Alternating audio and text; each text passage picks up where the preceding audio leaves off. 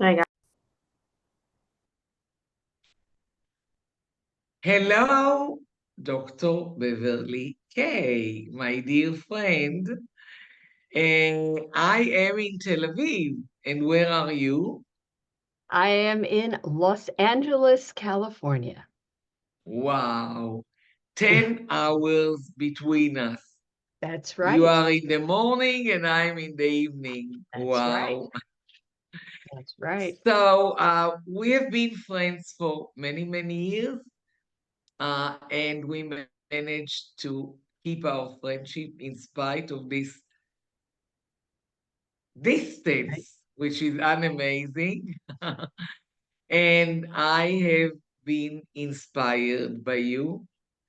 You are my uh, best expert in the area of career development with the most exciting books, such as Love Them or Lose Them, which is about employees. You either love them or you lose them. That's right. I try to implement it. And another one, which I loved very much, was help them grow or see them go. Right. And I try to implement it and to tell our customers, the managers, the leaders, that they should follow you, just as I try.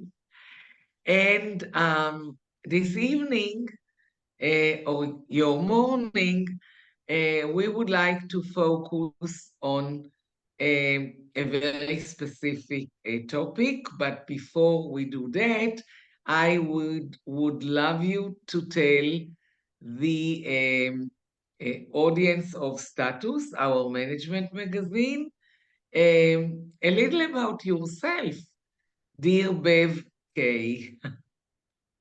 Sure. I'm glad to. Let's see. I have been in this field for almost 5 decades.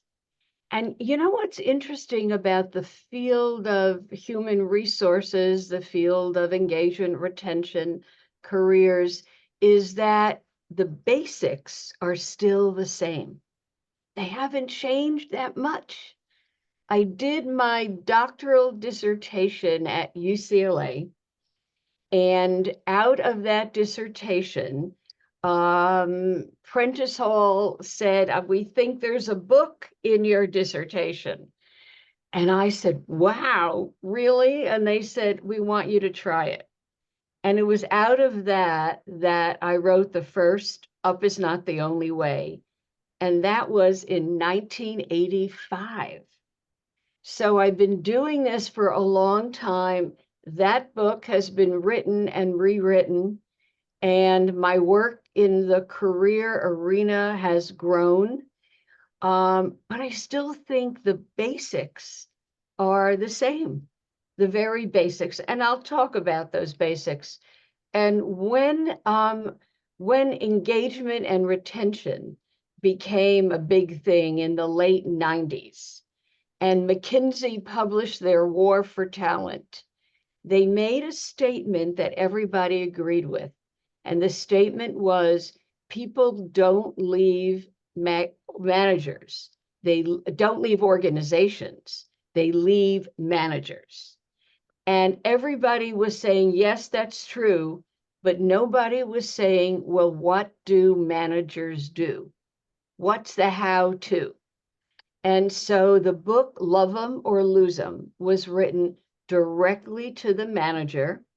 It was organized by the alphabet, A through Z, and it gave managers ideas on what they could do to keep their talented people. So I built And it. I love this book. I love it. Thank you. And you know, I think it stayed out there. Love 'em or Lose 'em has been out for 6 editions. This is the 25th year it's out. And Up is Not the Only Way, and Help Them Grow or Watch Them Go. Not as many years, but it's been out there for decades. And, I work with a publisher who believes the title of the book should tell it all. That from the title alone, a person should say, oh, I get it. That's what she's trying to say. So I've written other books, and they all say it in the title. So it helps it stick in your memory. Look how long it stayed in your memory. True. And I built a global consulting company, training company, that trained managers around the world in how to have a conversation about the career possibilities of their people. And I train trainers and organizations around the world. And then when I moved, I added engagement.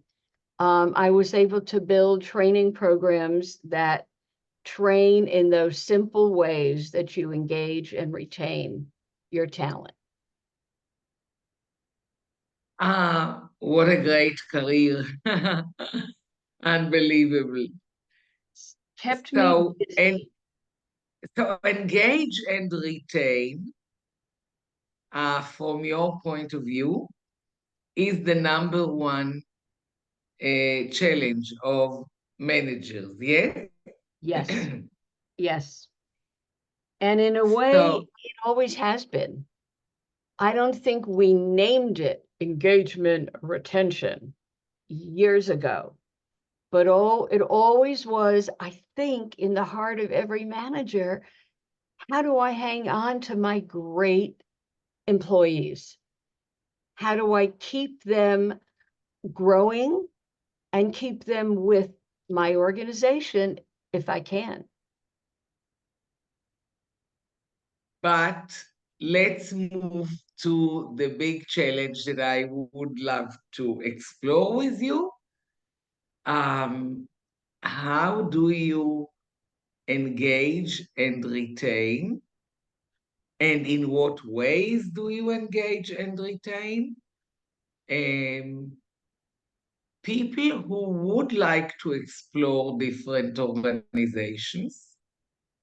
Um, the whole concept of job security is no longer with us. It's not only that the organizations cannot promise to keep somebody forever.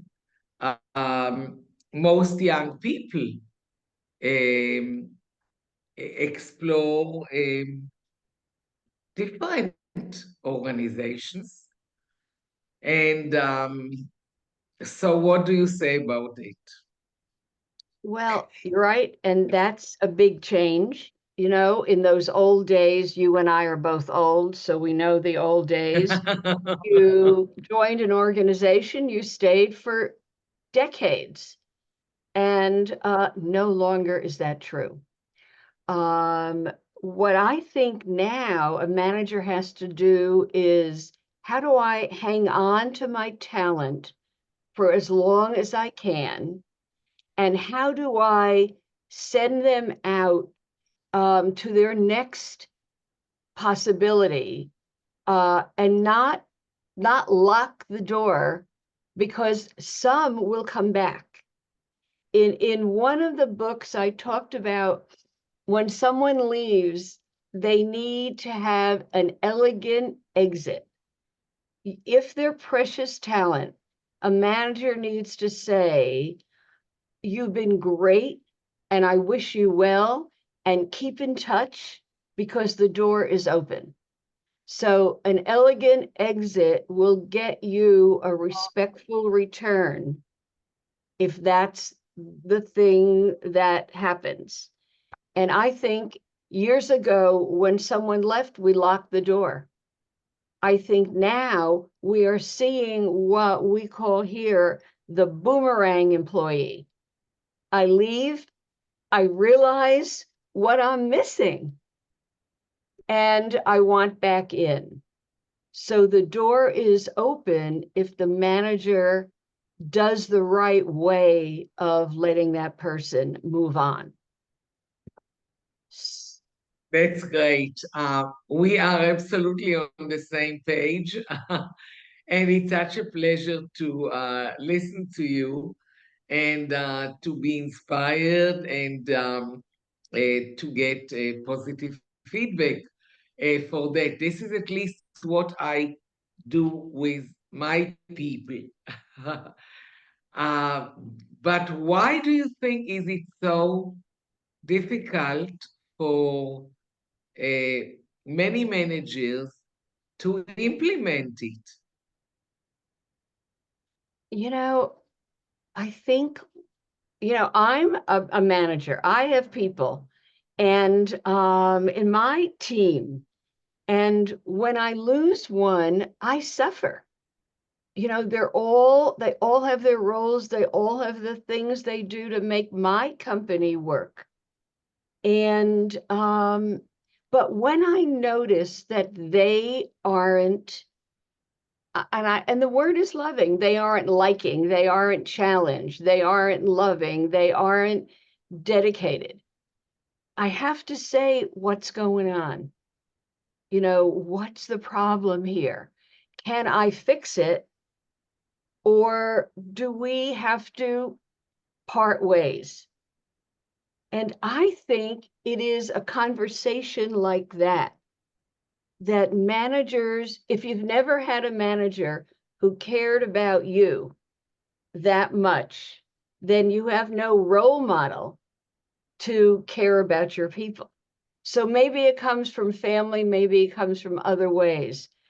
But I think we hold on, just like maybe we hold on too tightly to our kids. We hold on too tightly to the employees because we rely on them. And maybe in this new era, managers are going to learn to let their people go to grow. And here in the States, we talk a lot about internal talent mobility. And in a way, I wrote about internal talent mobility back years ago when I studied that for my dissertation. And for managers out there who wonder, well, doesn't everybody want to move up? And if there are not enough ups to go around, then I'll lose them. And the answer is not everybody wants up. What people want is challenge. What people want is to be seen and heard and noticed. And I think if we widen the aperture to many more ways for them to grow in our organizations, there will be many more possibilities. Could we explore it a bit further? I absolutely agree, of course. I told you that I've been inspired by your work. Um, could we explore it a little further and talk about a concept that I saw in one of your articles, which is hybrid work? Let's talk a little about hybrid works, hybrid employees. Tell us what you mean by that, and please, and what is the best way to deal with this new phenomenon? Right. Well, here in the States, hybrid means some of my people are remote. They work out of their homes. They do not come into their offices alone at all. It means some of my people are hybrid, meaning they're in 2 days a week, but they're mostly at home. And it means that Some of my people are with me in the office every day. How do I treat them all well? How do I, quote unquote, love them all? Do I even know what they all want? So maybe, one question that I often ask when I'm doing a talk to an audience, it's a way I start. And I love watching when I'm live their eyes, because the question is, when was the last time you said, thought, or felt, I love my work? And when I'm live and I look at the audience, I could tell by their faces that they're struggling to remember when they did some work that they were passionate about. Others light up because they remember just yesterday it was that project. Maybe the question is that easy. And if the word love is uncomfortable, if managers said more, what was the best part of last week for you? Whether you're remote, working at home, whether you're here, that's like a 5-minute conversation. Or what was the worst part where you struggled? It's how do we get more information about the people who work with us and for us so that we know how best to stimulate them? And it's not, I want to say it's not rocket science. My husband is a rocket scientist. He says, can't you say it's not brain surgery? So I'm trying to switch that. It's not rocket science. And we have to make it easy for managers who have not really learned the human side of the equation. They know the technical work that's due, but they don't know how to get into those more human conversations. And that's where I think the books I've written help, and the courses that we teach help. Uh, Do you think that the barrier is that they don't know? Or is there something deeper than that? Maybe since it's all about love. By the way, what I have um, on our website of our consulting group is here behind me. It says that organizations like people need uh, love and warmth in order to grow. right. In order to, right. So, so maybe managers are shy, maybe they are um not confident Yes. to Yes. show love. Maybe they didn't get love at home, so how can they give love at work? Mm-hmm. So it seems that we talk about something, just as you said, not rocket science and not brain surgery. So why don't you find more love at work? Right. Why? Right. Right.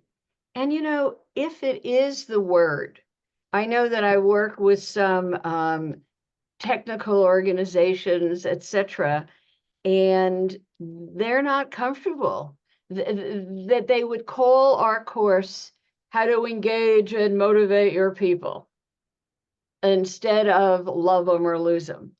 And that's okay, because if I know how to engage you and I show you that I care about you as an individual, you don't have to use the word love, but that's what you're showing. Just the question, I have a saying that we have to notice our people and we have to speak about what we notice. And so if you just notice, gee, Edna seems distracted today, or Edna seems like she's struggling. And we notice it, maybe that's enough. But if you notice, then you recognize it. I see what's happening, and you verbalize it. Edna, you don't seem to be comfortable with the problem that you're working on right now. What's going on? So if you recognize it, great. But if you recognize and verbalize, you say something that's better. But if you recognize, verbalize, and mobilize, gee, Edna, I never realized that that kind of work was so unappealing to you. Let's look for something else, someone else for whom it is appealing, and make sure that the work you're doing is work that you want to be doing. It's not easy, but just the fact that I noticed and I said something is I agree. love. You know that I am dare to go even one step further and to say you can choose what you want to do in our family, in our in our team, and they just do what they want, so it's much easier. Right, What right. do you think about that? But it's not always possible to say, do what you want. But Yeah, if I know what you want and I can help you do a teeny piece of it, then it shows I listen to you, I see you, I get you. Because it I isn't possible, absolutely agree. Yeah. right? It's I not have to say possible. that I have another assumption that I would love to hear you about, which is that talented people, um, everybody speaks about talent and retention of talent, etc. They expect us to brand them. They don't want to be anonymous.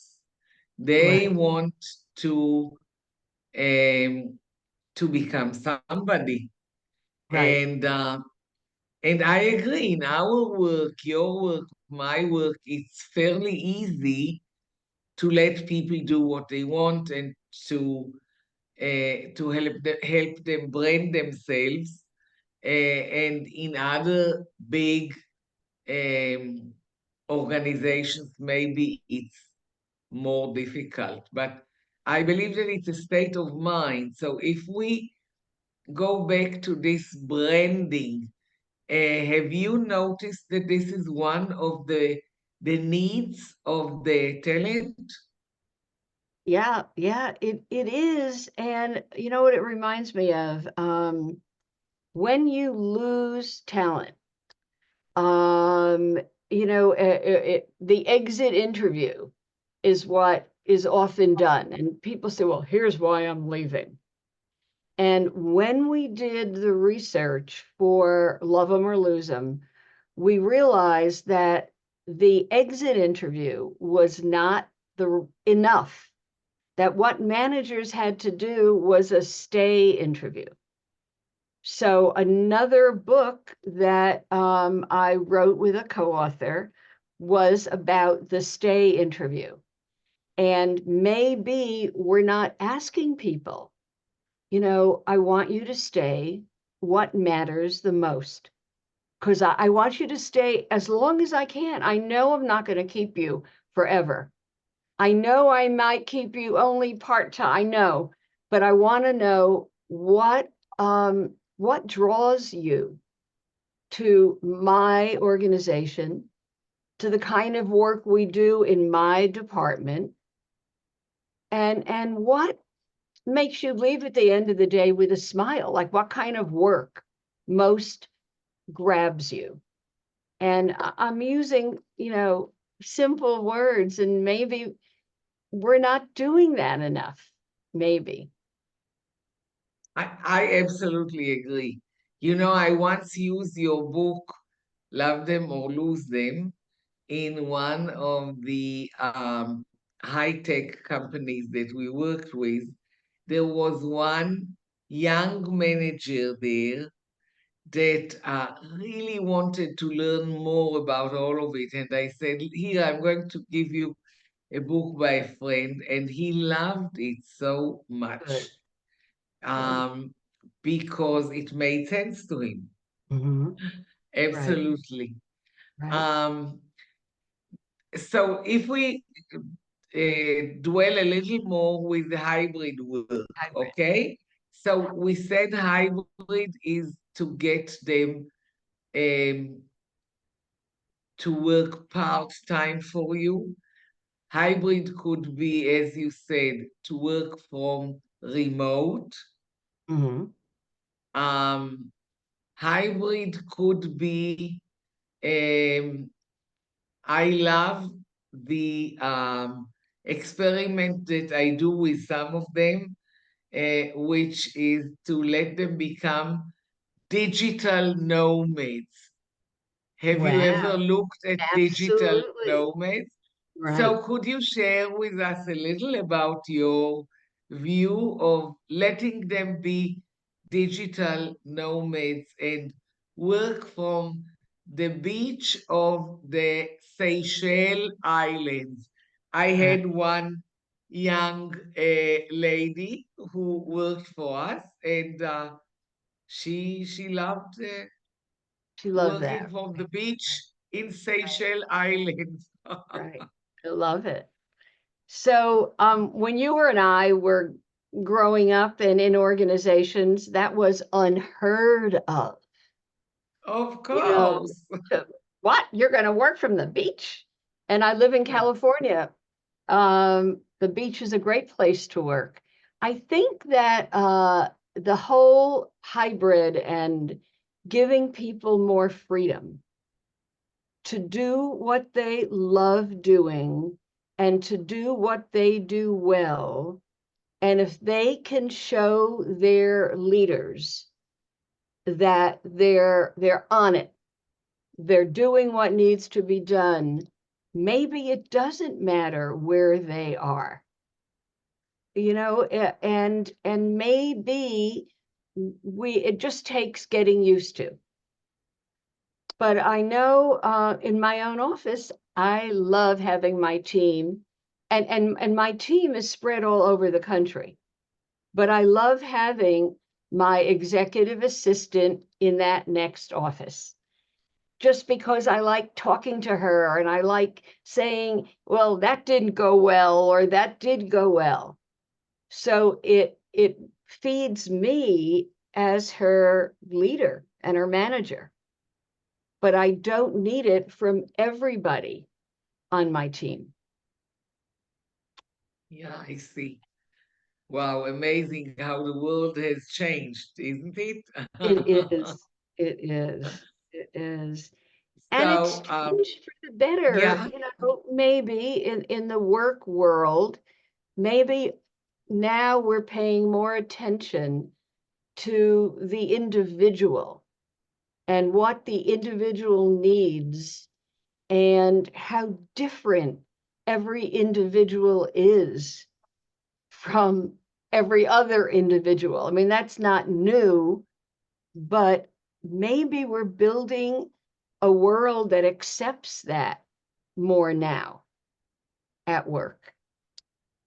I would hope so. I I guess you are right. And as we move more and more into the world of AI, then people become even more important when they are creative, when they are special, when they are different. Right. Yeah. Right. And when Uh, you say AI, I think that everybody has their niche. And for some who AI scares them, they won't even touch it. And I know people feel that way, then that's okay. Then the people who love it and know how to use it, for good, then we balance each other out, hopefully. Hopefully. so you introduced another important concept, which is about teamwork and about a complementary skills Mhm. to make people happy at work. Yeah, I think the team you're on feeds you or starves you. Um, and when you're starving, you look for a move. I think the team, yes, the way your manager treats you, critical. But I think the way you feel connected or disconnected from your team could also cut the ties with your organization. So teamwork Yeah. is everything. Um, I I love this topic, and I would like to ask you more about it. My experience is that because people work so much with technology, That they're losing. they starve for, um, as Nesbitt said, the high touch to complement the high tech. Right, And I love it. right. And maybe So, high touch is harder than high tech. For people who didn't grow up, it may be in a high touch family environment, or you just shy away from it. Um, it's for certain people, the soft stuff is harder than the hard stuff. absolutely. Absolutely. And Yeah. and I get it. I get it. So I would like to explore a bit with you um, the um, the future of the academic world that is supposed to prepare people Mm. for the future, and it seems that they are doing a very poor job. You did a PhD at UCLA, I did a PhD at NYU. Um, many of them now find universities completely non-relevant and they don't want to go there at all. Right. And and the big question is, how do we prepare managers in the academic world to be able to do better the soft stuff that both of us believe in? Mm.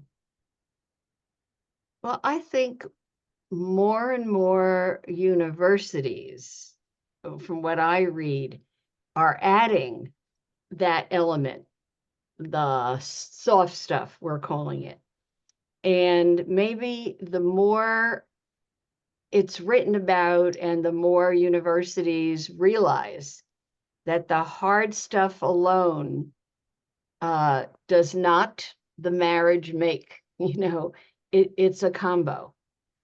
And I'm not saying that a real technical person who loves the technology, I don't believe that person can't ever learn some of the more humanistic skills.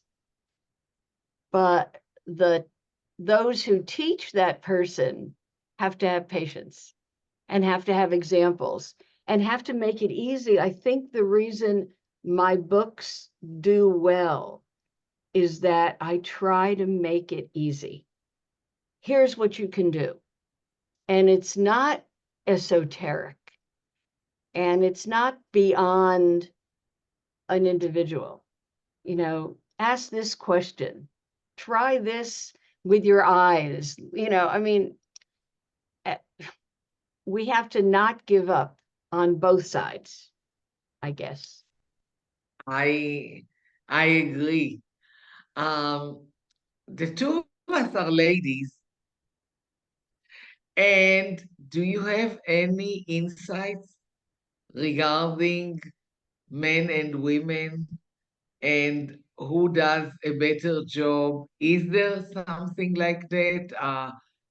Do women understand it better when you talk about these soft issues of Right. love them or lose them, etc.?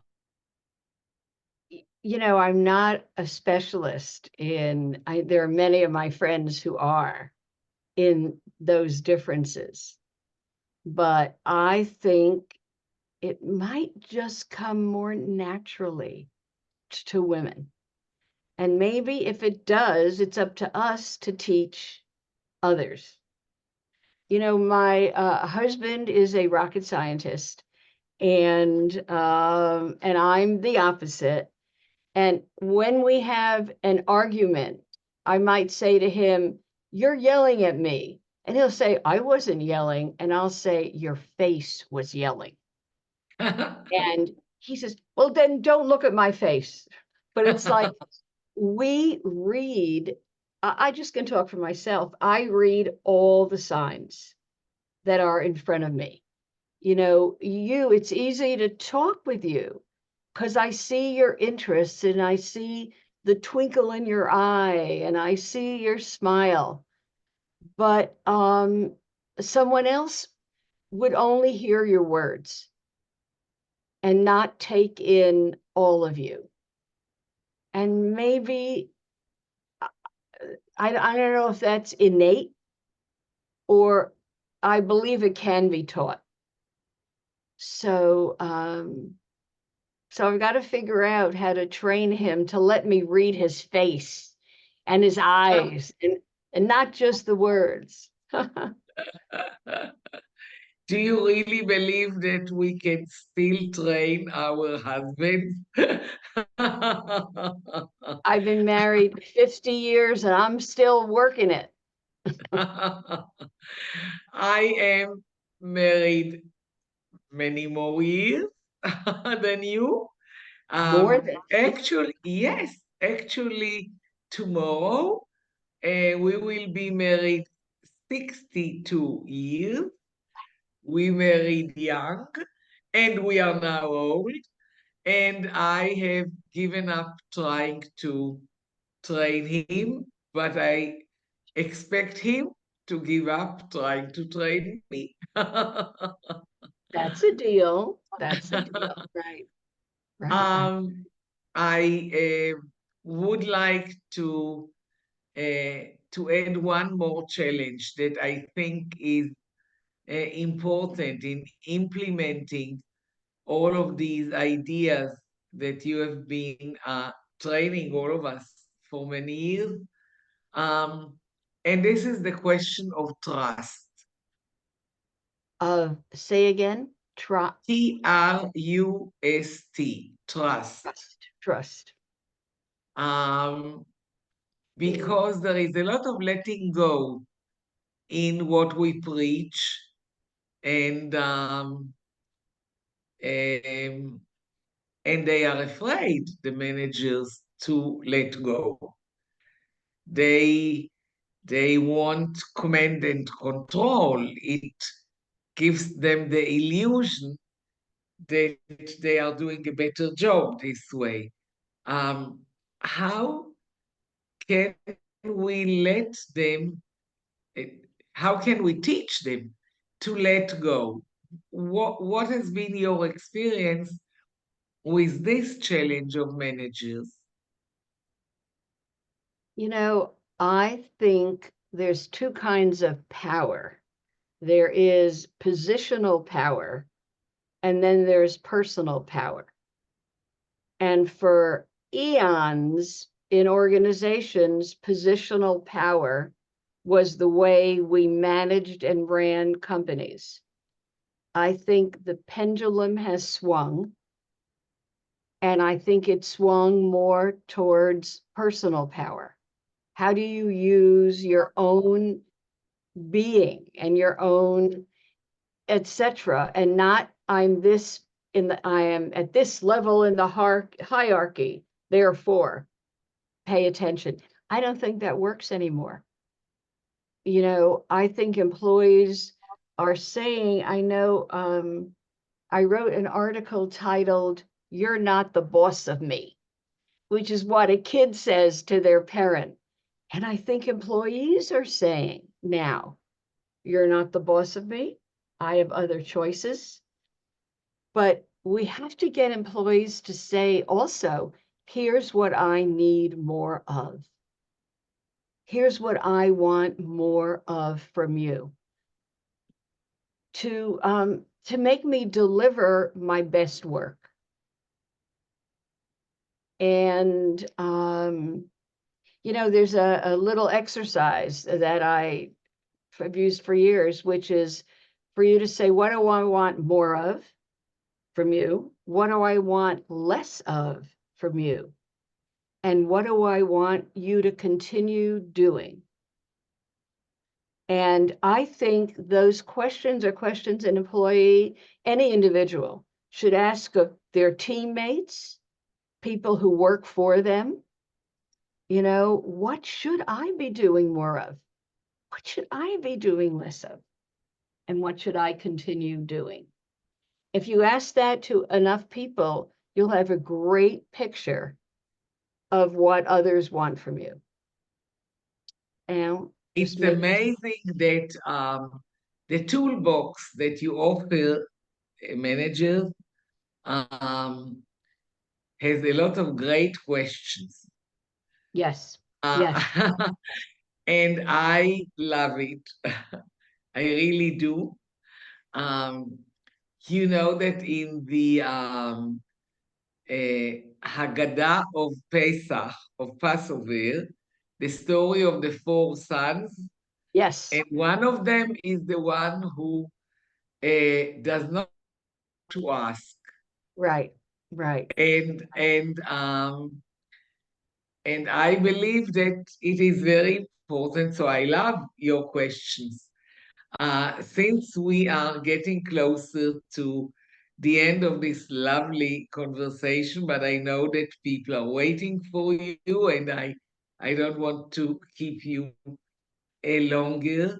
Um, uh, what are the most favorite questions that you have shared with managers in your books, in your trainings? What are the ones that you love? right, right. Well, I think I mentioned I love the question. When was the last time you said, thought, or felt? I love this work. Who were you with? What were you working on? What about it? Because the more I understand from each person what's the trigger, what's the turn on, and it could be that simple a question. What was the best part of last week for you in your work? Where did you feel, there's that book on flow. Where did you feel like time didn't matter? You were in the flow. You were doing Yes, it I love that book. True. right. I And don't know how to say his name, I know his though. name, it starts with a C and it's like 25 letters, but Chisman Hilly or that's it. whatever. That's it. That's it. That's it. But it's really a great book. You know Right. what I noticed, that the questions that you love um, bring out some specific stories. They do. And And this, maybe this tells you more about the people right, than right, some concepts. right. And the story is, I think, is what we're all after. I mean, the more we know Edna's story of the down times and the up times and the, flat times, the more I know how to challenge you, the more I know how to befriend you, the more Yeah. I know how to love you, I guess. Wow. This has been so great. We created a great story.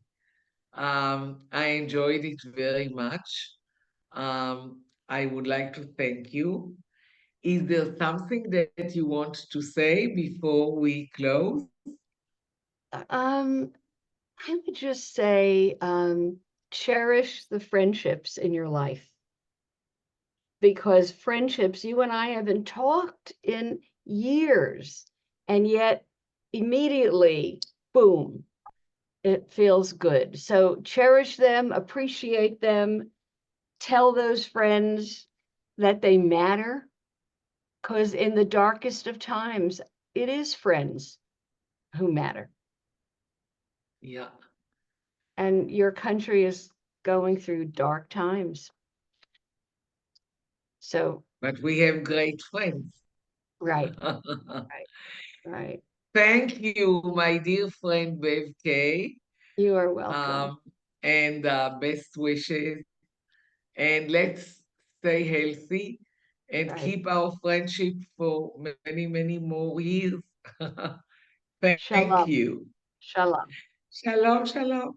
Bye bye.